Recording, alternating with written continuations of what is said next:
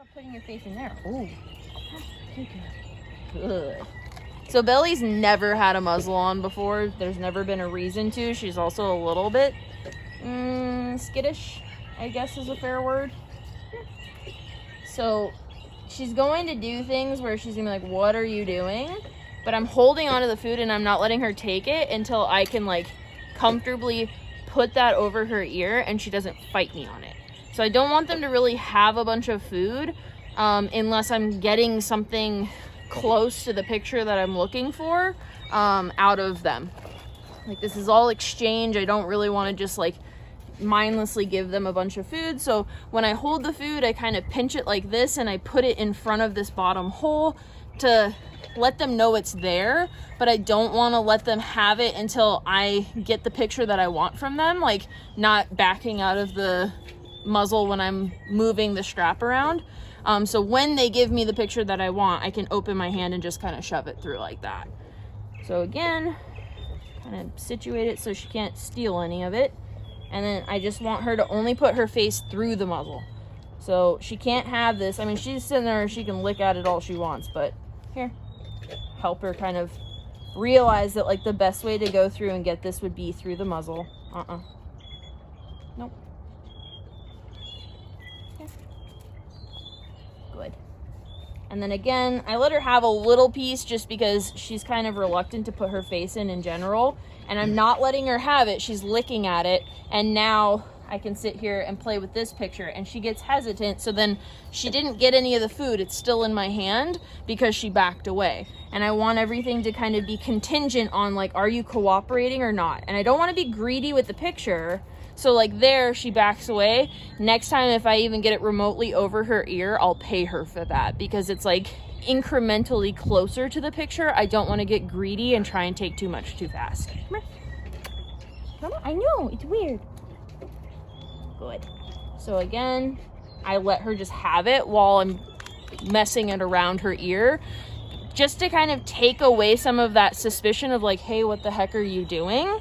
I want her to have her attention kind of divided off of like, you're doing something weird and trying to trap me into this thing, by giving her the food at the moment when she starts to kind of get reluctant and want to disengage. Then I sweeten the deal and kind of like keep her there so that she doesn't want to bail. And I mean, I'm using big chunks of food and this is high value. It's dehydrated beef lung. The dogs really, really love this stuff. I'm not just using kibble for a dog that's this reluctant to put their face in here. So again, trying to pinch it in a way where she can't just take it straight out of the muzzle. And the picture that I'm looking for in this rep is I just want to be able to kind of lift it over her ear. I don't want to like go for the other strap because I feel like that's just going to freak her out and be too overwhelming. Okay. Good. So I give her a little piece. She took it before I could get the strap up, but you know, if I have a dog that's that reluctant, I would rather kind of pay and keep her engaged and feeling like she's going to be successful than making it too difficult and scaring her off of trying. Good. So there, I pay her, and as she pulls away, I'm moving the strap away. I don't want them to feel like they're pulling out of the strap. I'd ideally like for me to be moving the strap and the muzzle away as they're pulling away, but those are, you know, technical things. It's not the end of the world if they kind of back away as they get the treat. We just want them to learn over time, like, nothing bad happens when you feel that feeling. Good girl. And like there's a couple pieces there and she kind of digs in. Good girl. And then I get to sit there and kind of play with that picture of like her ear. Good job. And her just like starting to weaken that suspicion of like, when you go for my ear, you're going to trap me into this thing. And so I would stay in this picture with her for a while until she no longer backs away from me doing that. Any of this like reluctancy that she has, good. I just want to stay here for a while and see this level of like not caring before I would move on to grabbing the other strap. So she seems like she wants to like engage more with the muzzle, so I'm just gonna film a couple more reps just to see how far we can get with it. Okay. Nope, only through the muzzle. That is the only way we're getting paid today. No ma'am. Oh my gosh. There we go. There we go. Come on. Good.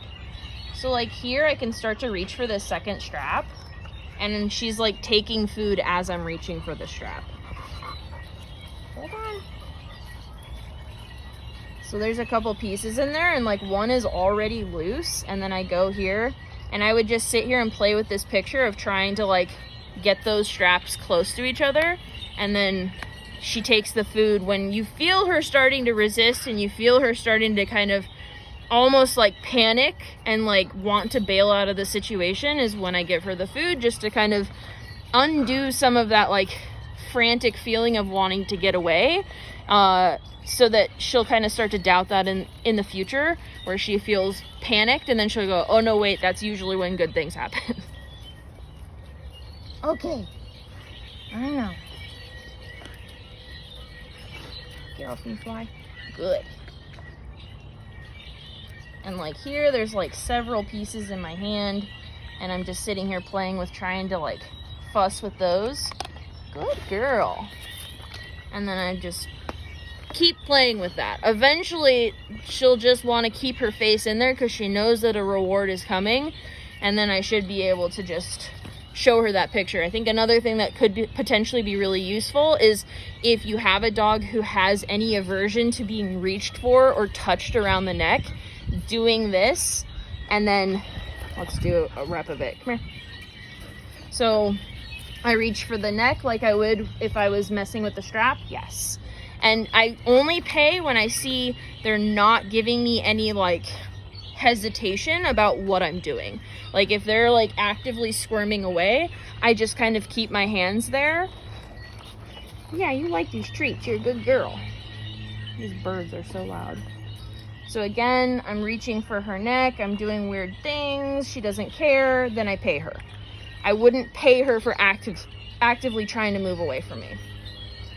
And you can sit here and always have food in their face in the beginning while you reach for them. If you feel like they're at a level where they can't just sit there and watch the hands come towards their face or their neck or whatever, then a really good way to desensitize that is to start with food first and just put it in front of their face, let them work on it, and then you can sit here and touch their collar or whatever to kind of, again, desensitize that picture. Okay, I think that's good. Buckle muzzle, I prefer these, and then I always just put it halfway through the buckle, and then that way when I feed the dog, they go through the strap, and then I'm already kind of like locked and loaded to strap them in, and then I can just close the buckle as I see fit. So again, buckle is buckle is like half done, and then I want them to be fed through the straps, and then as they're eating, I can come in and kind of cinch everything down and do the buckle. Good girl.